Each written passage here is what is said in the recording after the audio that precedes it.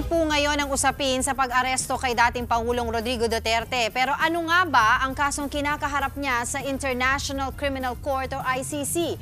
Hihimayin po natin yan sa Frontline Report ni Ed Lingao.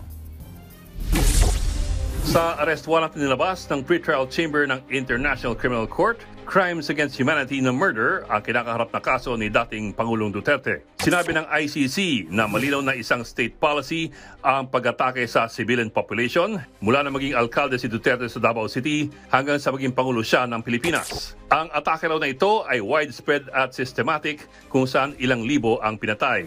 Dagdag pa ng pretrial chamber, may reasonable grounds na paniwalaan na si Duterte nga ang founder ng tinaguriang Davao Death Squad. At itong Death Squad ay kanyang inimport on a national scale ng mahalal na Pangulo ng Pilipinas.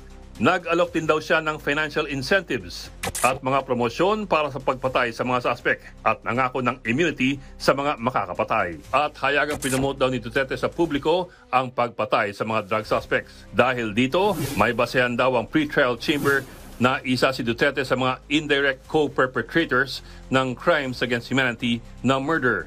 Sa ngayon, meron ng 32 kasong inihain sa International Criminal Court mula nang itatag ito noong 2002. Ang dalawa sa kanila na-convict na sa salang crimes against humanity. Si Alhassan Abdul Aziz ng Mali na sinentensya ng 10 taong pagkakulong dahil sa torture and mutilation bilang hepe ng Islamic Police sa Mali, at ang Congolese warlord na si Germain Katanga na sinentensya ng 12 taon.